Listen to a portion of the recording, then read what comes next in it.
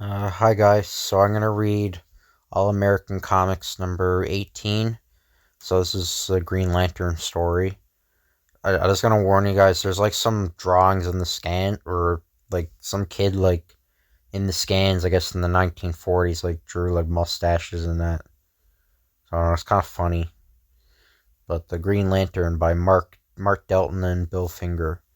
When Alan Scott, a young engineer, becomes owner of a Green Lantern of mysterious origin, he is told that a ring fashioned from its metal will give him supernatural powers if it is touched to the Green Lantern once in 24 hours.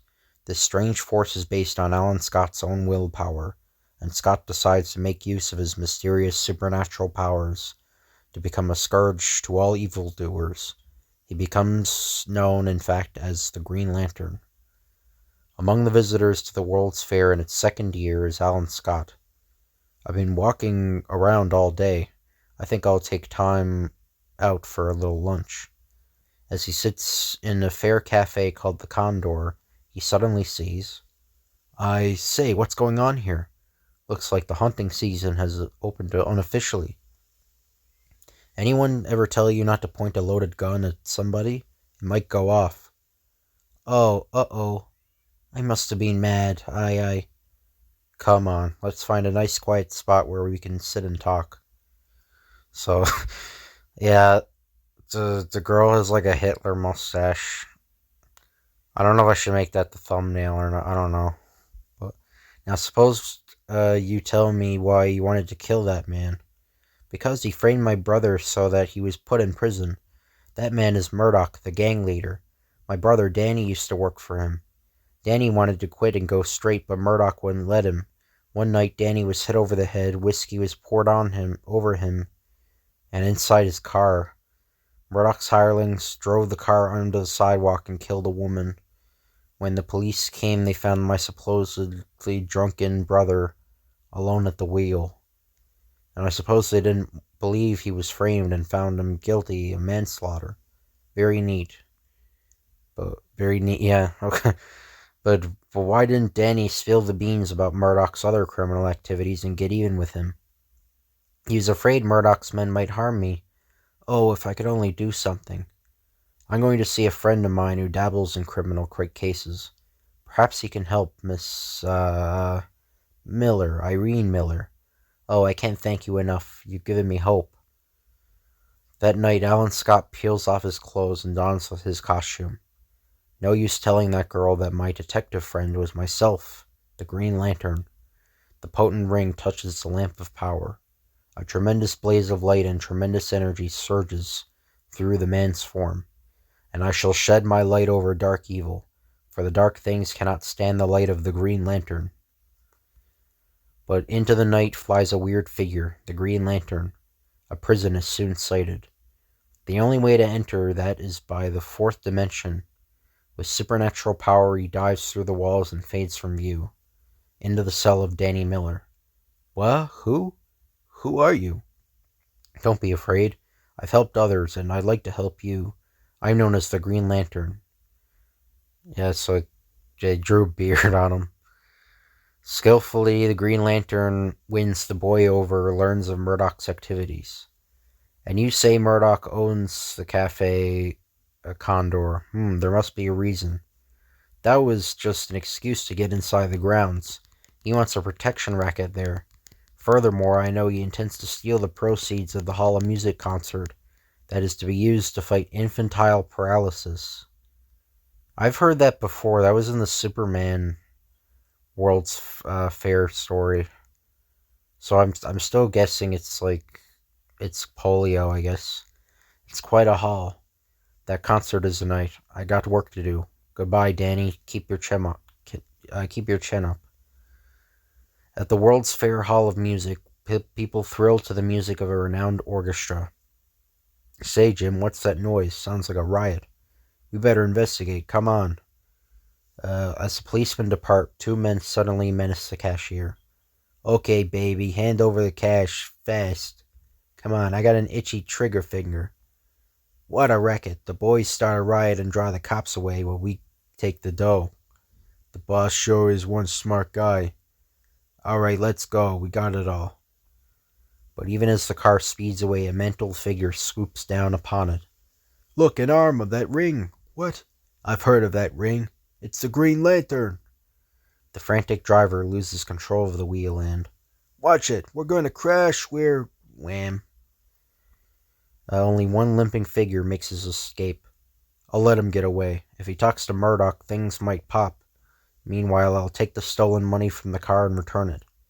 Say, what's going on around here? What's this? The prostrate boys in the car attempted to appropriate the Hall of Music receipts, so I've decided to do a little appropriating myself. Hey, who are you? Ask the boys in the car. They'll be only too glad to tell you. A thoroughly frightened man reports to Murdock. And then when Lefty saw it, it was the Green Lantern. The dope let go of the wheel. The Green Lantern probably has the dough now. The Green Lantern, eh? That means Judge Wake probably talked. Maybe he talked to the Green Lantern himself. Where you going, boss? You go over to Judge Wake's house and take care of him, quietly with a knife. I thought we'd had him under our thumb, but some guys never learn. At that moment, the Green Lantern enters a room in the executive building. Now I'm going to see how a criminal like Murdock was able to get a concession here at the fair, since all applicants are so rigidly expected. Here it is, Cafe Condor, owned by Judge Homer Wake. Why, he's a member of the fair executive board. Now, why should an honest man like Judge Wake front for Murdock? There must be a reason, and I'm going to find it. A few moments later, the home of Wake. Voices, someone's got here before me. Murdock says you talk too much. I gotta put you away, Judge. Don't. I didn't talk about him. Don't. Inside the room. No, no. Shut up, you old bat. It ain't gonna do you no good to crawl. Abruptly, a green ray licks out at the appraised knife and shatters it like brittle glass.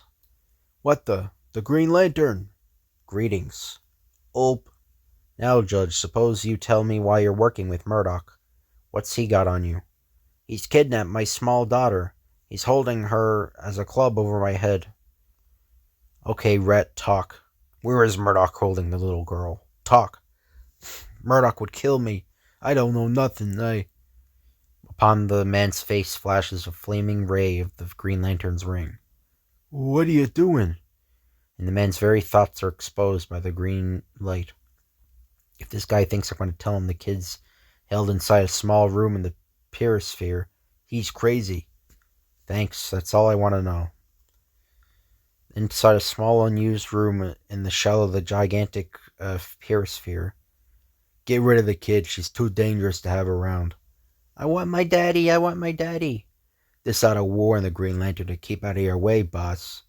On the contrary, this will only make me keep in your way all the more. It's him, the Green Lantern. Bullet after bullet is thrown at the mantled figure. Sucker, I'll fix you. Bang, bang, bang. But the Green Lantern remains unscathed. Why don't you die? You should be dead. I'm too busy to die. I gotta take care of you first. Panic-stricken, Murdock flees through the aperture that leads to the outside of the Perisphere. I gotta get out of here. He'll kill me. But leaping after him onto the curved sphere is the Green Lantern. Hey, Murdock, wait for me. On the curved, slick sides of the towering Perisphere, two figures engage in deadly battle.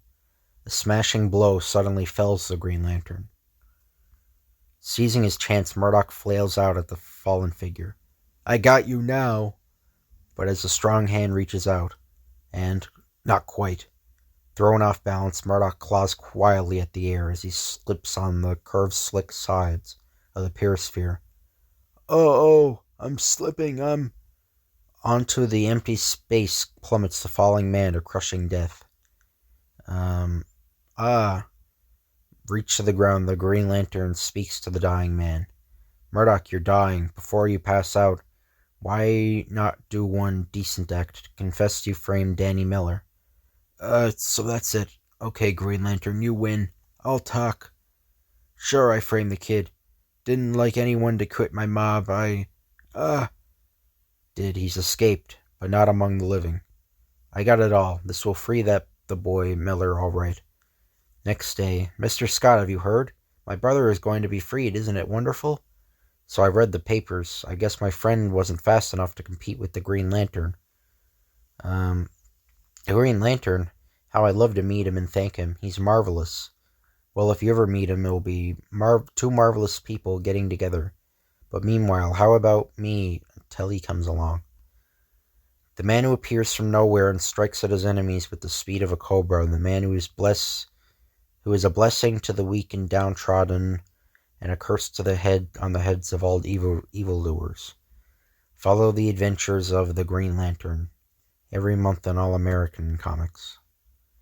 So yeah, that's the end of that story. Hope you guys enjoyed this video. If you could like, comment, or subscribe, that would be appreciated. Thank you, and I'll see you guys later.